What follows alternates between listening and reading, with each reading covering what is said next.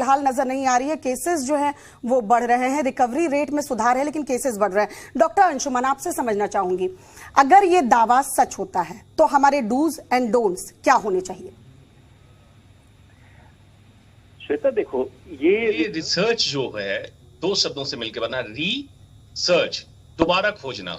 मतलब जो सच्चाई थी वो तो थी, दोबारा हम ढूंढ रहे हैं। मेडिकल साइंस हर समय एविडेंस पे चलता है कि जब तक तथ्य ना मिले तब तक कोई चीज डिक्लेयर नहीं करते हैं।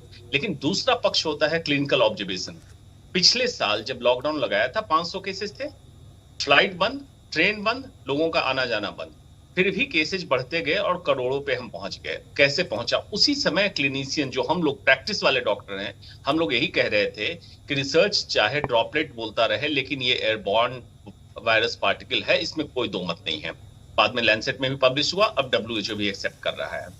जैसे जैसे ये होगा धीरे धीरे कॉमन वायरस पार्टिकल बन के रह जाएगा और ये एक्सेप्ट करना पड़ेगा। फर्दर म्यूटेशन के बाद अगर एटीन्यूएट होता है तो भारत में सभी को संक्रमित होना है एक दिन, चाहे तो वैक्सीन लगा के हम उसको बचा लें या संक्रमित होने। तो यानी ऐसे में तो डॉक्टर अंशुमान कह सकते हैं कि जितनी जल्दी लोग वैक्सीन लगवा ले ये राहत रहेगी, क्योंकि वैक्सीन से चांसेस जो हैं वो गंभीर अवस्था में पहुंचने के बहुत कम हो जाते हैं। तुषार हमारे सहयोगी हमारे साथ लखनऊ से जुड़े हुए, रुक कर लेते हैं तुषार का। तुषार, केसेस एक तरफ बढ़ते जा रहे हैं, मौत के आंकड़े वो नहीं मिल पा रहा है और व्यवस्थाओं में भी कमी है, ऑक्सीजन की कमी हो या मेडिकल फैसिलिटीज का अवेलेबल नहीं होना। डॉक्टर अंशुमान, आपसे समझना चाहूंगी, लॉकडाउन की बात एक सामने आ रही है, बार बार ये बात उठ रही है कि संपूर्ण लॉकडाउन होना चाहिए, मिनी लॉकडाउन, संपूर्ण लॉकडाउन या फिर कोरोना कर्फ्यू जो वीकेंड कर्फ्यू लगता है, क्या लगता है कारगर साबित होंगे?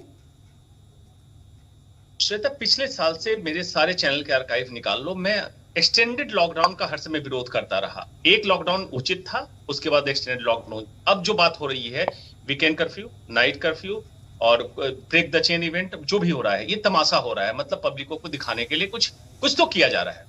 संपूर्ण लॉकडाउन कोरोना का मैनेजमेंट नहीं है, अक्षरशः सत्य बोल रहा हूं, कोरोना का मैनेजमेंट नहीं है। ये किस लिए किया जाएगा?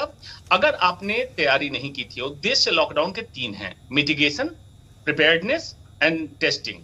अगर प्रिपेयर्डनेस में कमी है जो कि दिख रही है तो आपको लॉकडाउन इसलिए करना पड़ेगा, सरकारी स्वास्थ्य तंत्रों की लचर हालत को छुपाने के लिए लॉकडाउन कर लीजिए, केसेस कम होने लगेंगे, आप कहिएगा लॉकडाउन सक्सेसफुल हो गया। लॉकडाउन का कोई पर्पस नहीं है, जीवन और जीविका दोनों में समन्वय हमें बिठाना पड़ेगा, यही सही मेडिकल मैनेजमेंट है।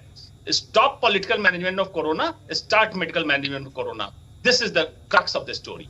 बिल्कुल, बहुत सही कहा आपने कि जिस तरीके से नाइट कर्फ्यू और मिनी लॉकडाउन लगाया जा रहा है उसका असर होता नजर नहीं आ रहा है। तो यहां सरकार को सोचने की जरूरत है कि व्यवस्थाएं अगर दुरुस्त नहीं है उसे दुरुस्त करना है तो संपूर्ण लॉकडाउन की तरफ क्या देश बढ़े और संपूर्ण लॉकडाउन क्या अभी जरूरत है देश की? बहुत बहुत शुक्रिया डॉक्टर अंशुमान, डॉक्टर अंकिता हमारे साथ जुड़ने के लिए। तुषार और सुमित, आप हमारे साथ बने रहिए।